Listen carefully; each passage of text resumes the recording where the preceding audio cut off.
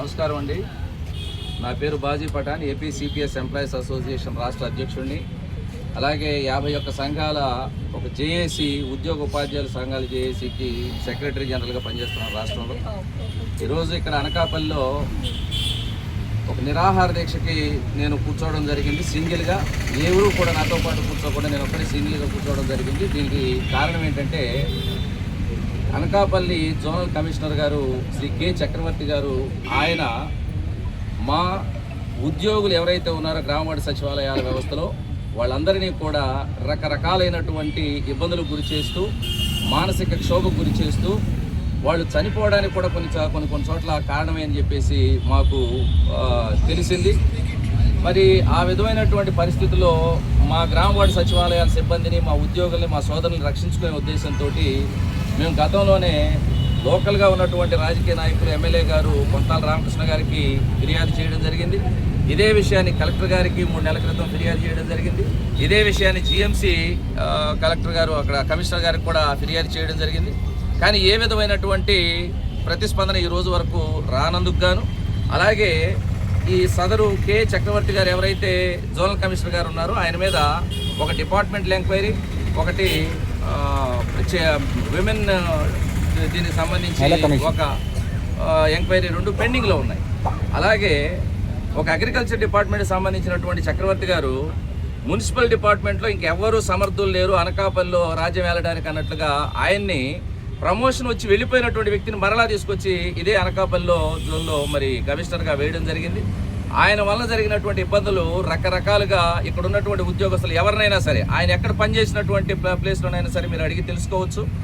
ఆయన వైఖరిని నిరసిస్తూ మా ఉద్యోగులు ఎవరైతే సచివాలయ ఉద్యోగులు చనిపోయారో వాళ్ళకు అండగా మాకు న్యాయం చేయమని, పెండింగ్లో ఉన్నటువంటి 2 ఎంక్వైరీస్ త్వరగా కంప్లీట్ చేయమని, అప్పటి వరకు ఎవరైతే అక్రమంగా మరి మున్సిపల్ డిపార్ట్మెంట్లోకి ట్రాన్స్ఫర్ మీద లేకుంటే డిప్లాయ్మెంట్లో వచ్చినటువంటి చక్రవర్తి గారిని ఈ అనకాపల్లి జోన్ నుంచి తొలగించి ఆయన్ని సస్పెన్షన్లో ఉంచి ఆయన మీద ఉన్నటువంటి ఎంక్వైరీలు పూర్తి చేయవలసిందిగా మేము ప్రభుత్వాన్ని డిమాండ్ చేస్తూ మరి ఈరోజు నిరవధిక నిరాహార దీక్షకు పోలీసు వారిని పర్మిషన్ అడగడం జరిగింది నిన్న.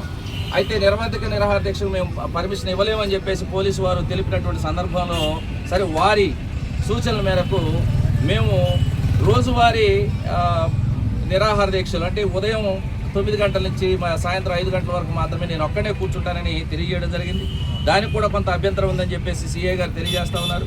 ఏది ఏమైనప్పటికీ భారత రాజ్యాంగంలోని ఆర్టికల్ 19(1)A 19(1)B ప్రకారం ఒక భారతదేశ పౌరుడు తనకు కలిగినటువంటి అసౌకర్యాన్ని తెలియజేయడానికి, ప్రొటెస్ట్ చేసేటువంటి హక్కు కలిగి ఉన్నాడు. ఆ హక్కును మా నుంచి తొలగించలేరని, ఆ హక్కు ద్వారానే మేము పోరాటం చేస్తామని, అలాగే మా గ్రామవార్డు సచివాలయాల సిబ్బంది ఎవరైతే ఈ అనకాపల్లి జోన్లో పనిచేస్తున్నారో వాళ్ళందరినీ రక్షించుకొని తీరుతామని, ఈ విషయాన్ని అవసరమైతే సిఎస్ గారి దృష్టికి తీసుకెళ్ళడం కోసం ఆయన అపాయింట్మెంట్ కూడా అడగడం జరిగిందని, రేపు 10వ తారీఖు జరగబోయేటటువంటి ముఖ్యమంత్రి గారి మీటింగ్లో కూడా మా జేఏసీ తరపున నాయకులు ఈ విషయాన్ని అక్కడ ప్రస్తావించి సీఎం గారి దృష్టికి కూడా తీసుకెళ్తామని, అయితే అక్రమంగా మా మీద ఏ విధమైనటువంటి చర్యలు తీసుకోవడానికి కోసం ప్రయత్నం చేసినా కానీ మరి అది తీవ్రమైనటువంటి వ్యతిరేకతకు దారి తీస్తుందని కూడా మేము సవినయంగా మనవి చేస్తూ ఉన్నాం. చక్రవర్తి గారిని అబయాన్స్లో పెట్టి, సస్పెన్షన్లో పెట్టి ఆయన మీద ఉన్నటువంటి ఎంక్వైరీని పూర్తి చేయాలి. మాకు గ్రామవార్డు సచివాలయాల సిబ్బంది ఎవరైతే ఇప్పటికే 3 ఆయన పెట్టినటువంటి టార్చర్ వల్ల చనిపోయారని చెప్పేసి అంటూ ఉన్నారో ఆ విషయాలు నిగ్గుదేల్చాలి. అంటే ప్రభుత్వాలకు కానీ అధికారులకు కానీ వేల సంఖ్యలో ఉన్నటువంటి ఉద్యోగుల కంటే ఒక అధికారిని, అది కూడా అవినీతి మచ్చ ఉన్నటువంటి అధికారిని మరి రక్షించుకోవడం ప్రధానమైనటువంటి అంశం అని చెప్పేసి మేము ప్రశ్నిస్తూ ఉన్నాం. ఈ విషయంలో న్యాయం జరిగే వరకు, మా చనిపోయినటువంటి గ్రామవార్డు సచివాలయాల కుటుంబాలకు న్యాయం జరిగే వరకు, ఇప్పుడు ఉన్నటువంటి వాళ్ళు ఎవరైతే మానసిక క్షోభ అనుభవిస్తున్నారో వాళ్ళకి న్యాయం జరిగే వరకు ఖచ్చితంగా పోరాడి తీరుతామని ఏపీ సిపిఎస్ ఎంప్లాయీస్ అసోసియేషన్ పక్షాన, అలాగే ఐక్యవేదిక పక్షాన మేము తెలియజేస్తూ ఉన్నాం. ఏ విధమైనటువంటి అడ్డంకులు వచ్చినా కానీ న్యాయపరంగాను, ధర్మపరంగాను, ప్రభుత్వ పరంగాను మేము దాన్ని ఫేస్ చేస్తామని, మాకున్నటువంటి హక్కులను కాలు రాయొద్దని దయచేసి అధికారులను కూడా మేము వేడుకుంటున్నాం. ఇక్కడ న్యాయం జరిగితేనే నేను లేచి వెళతానని చెప్పేసి సవినయంగా తెలియజేస్తూ విరమిస్తున్నాను.